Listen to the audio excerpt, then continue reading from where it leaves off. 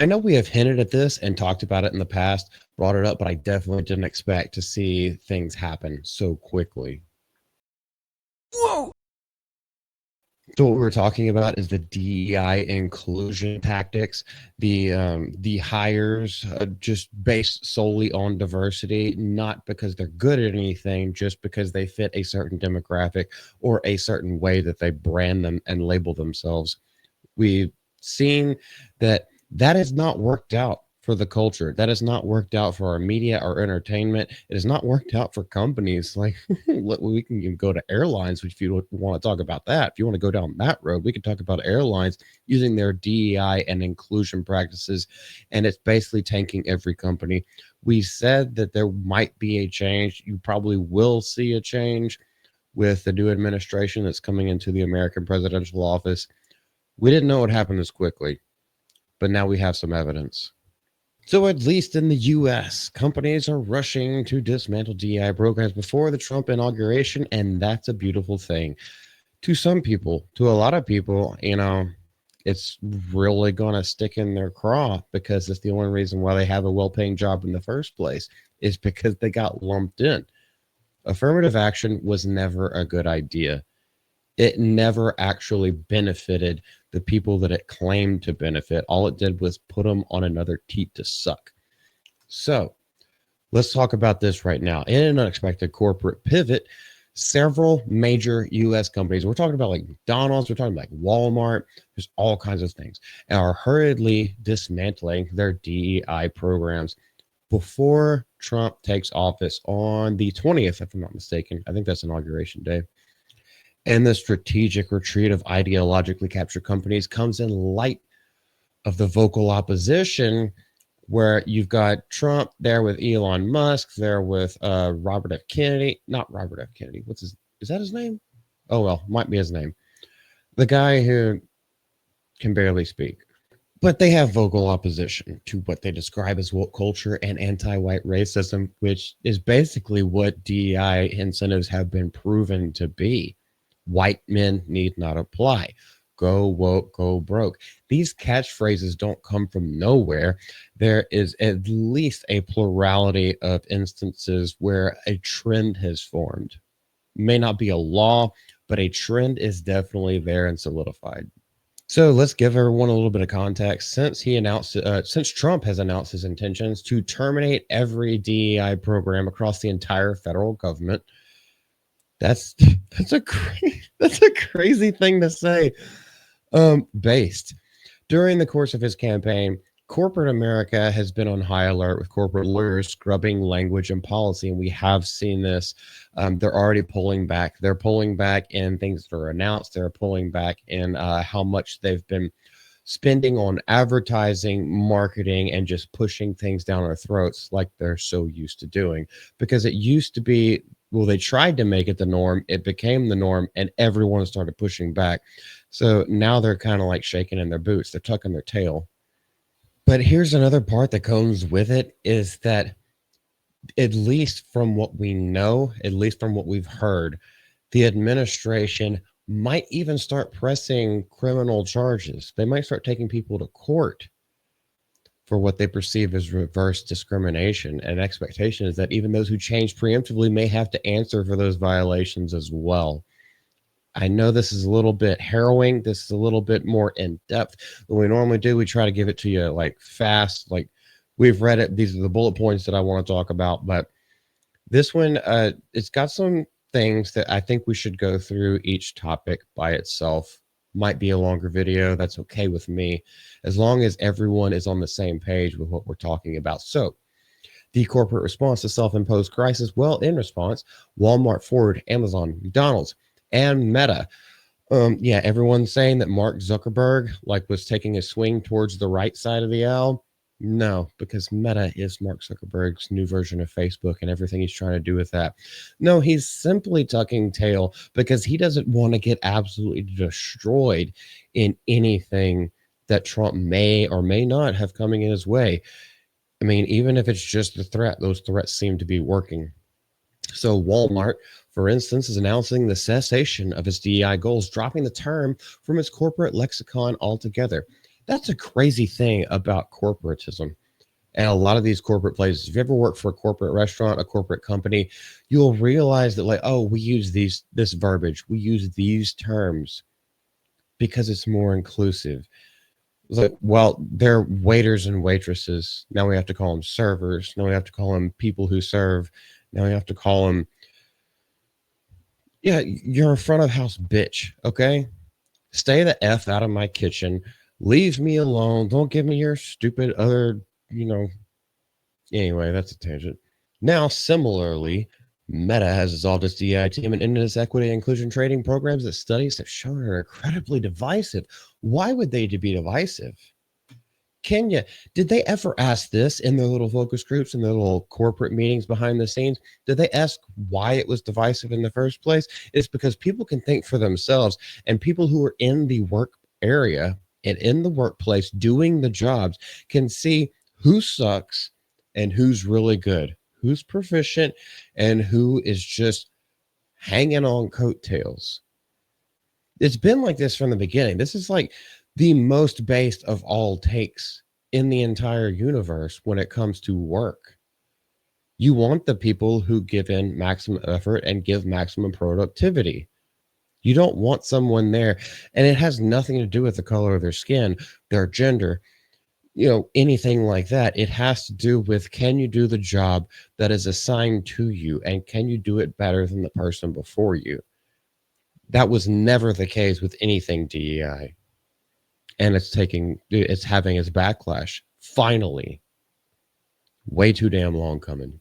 Now, this wave of retractions, renames, and rebrands is not limited to these corporations. Of course, it's not, because posts on platforms like X have captured the sentiment, with users noting that companies are dumping their policies because they know the Justice Department will investigate and prosecute them. That is something that he has said. So obviously, it won't surprise anyone, as the president-elect has expressly stated that in the past. That's why they're shaking in their boots, because they never thought he would get a second term. Too big to fail. So now their next move is trying to avoid this litigation. A lot of that is trying to backtrack before he ever gets in the office. I don't know if that's going to work for him, but it remains to be seen, and it's something we need to keep in the forefront of our minds. So the obvious motivation is not only the PR nightmare, they've done the PR nightmare to themselves, because the American people woke up, the consumers, the customers woke up, and they were just like, look, enough is enough. We're not putting up with this BS, this bull crap anymore. You tried for a little while. We tried to be, accepting of it. We tried to be friendly. We tried to be nice. And all you did was take another further step and another further step, and you kept encroaching. Well, we're to the point where now the shotgun's ready. You gotta back up off our property. You gotta back up off our turf. That's where it's come from. And it's funny that it takes something like litigation and sweeping litigation for them to actually get the message that if they had listened to their consumers and customers for all of these years, they would have seen this coming from a mile away. But you got to hit them in the pocketbook. That's the only way that they pay attention, because they don't care about you. They care about that bottom line. Now we'll go down to the legal and ethical debate about it. The legality of many DEI programs has been a contentious topic. I don't think it's legal at all, because, ever since I've ever been in the workforce, there's always been like, we can't discriminate first on race, color, creed, anything like that. Yet it seems like that's why affirmative action coming in the beginning, like the fact that that was ever a law and was deemed constitutional, is something else that baffles me, because it literally only looks at race. But maybe that was just the precedent. They got in under some loophole, and because that became the precedent, people could look to that, and with specific court rulings could be like, okay, we can do this DEI stuff as long as we don't say it out loud. Now everyone knows what we're doing, everyone knows it, we will tout it everywhere, but as long as we don't explicitly say certain words, we can totally get away with this. And it is nothing but racial discrimination, even though that's completely against all laws. with the workforce in America, at least. And these groups argue that such programs promote racial quotas. And what we're talking about right now is the groups who are against this, who are against DEI and have been from the get go, which are illegal under current U.S. employment law. Yeah, I just talked about it. And Title VII of the Civil Rights Act. My bad. On the other hand, leftist civil rights activists like the ACLU have warned that dismantling DEI would undo decades of progress. Decades of progress. This is a whole nother video to even unpack that one little half of a sentence. Dismantling DEI. Why was it ever mantled in the first place? I know that's not the correct usage, but it shouldn't have ever had to be dismantled because it never should have been there in the first place. It always should have been who's best for the job, who's more qualified for the job. Qualification, not quantification on what type of person is there. You know, if you want to talk about racism, I'm just going to go off on a little tangent right now. If you want to talk about racism, the only reason why you know that is because of your eyes. You are judging someone based on the color of their skin. Now, my racism comes from judging people on the way that they act, the content of their character. There's a complete difference, but the DEI initiatives have always been about what they see with their eyes. It's surface level at most. It's surface level at the least. It's surface level, period. You judge someone based on the content of their character. You judge someone based on whether they're good for a job or not. You base someone judged on whether they're moral. Do they treat you well? Do they treat others well? Do they do their job? Are they just a good human being? I know we could dig further into that, but I'm not even going to do that because I don't need to see the color of someone who I'm talking to in chat. We can have a great conversation. We could talk about all kinds of things that have happened to us because we share the human experience. I have absolutely no need to know what color they are in order to hire them and invite them onto our stream. And I don't care. I don't care anyway, but that's the last thing that's on my mind is like, are you cool? Can you hang with us? And like, do you have good points of view? That's the only thing that I'm looking for. Now, before I get a little bit more angry about like the reason why this has even been brought up in the cultural zeitgeist in the first place, I think we can all see it for what it is. It was always just affirmative action 2.0. It was always just, these people are pick-me's. These people are, I wasn't special as a kid. I thought I was special because I was weird and fucked in the head, and nobody ever told me I was special. They told me that I was, messed up and needed to work on myself, but I didn't feel like putting in that effort. I wanted other people to put that effort in for me. I wanted to have things handed to me. That's the culture.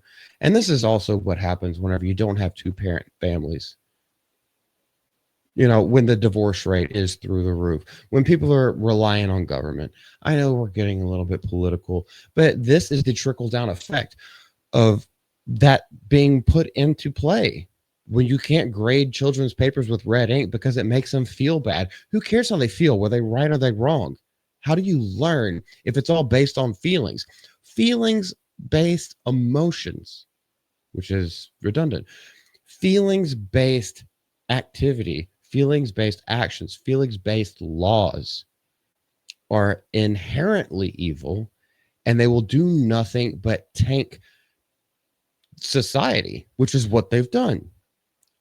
Great, chicken's coming home to roost.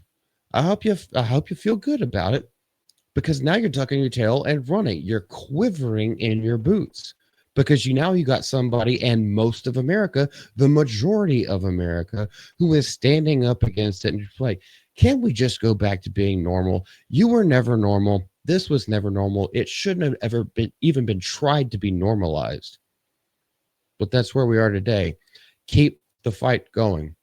If you have anything else to say about this, I know there's probably a lot of things that I leave out, a lot of things that I gloss over. It tends to happen because I do everything off the cuff. This is not scripted, but if you have it, leave it down in the comment section below. This is Multi from the GCA. Please subscribe to us and have fun. Have fun, but be respectful. Late and Gay with GCA every Wednesday evening at 8:30 p.m. Eastern. That's our live stream where we all just get together and have fun with all different kinds of people. They're not DEI hires. They're just good folks. Bye.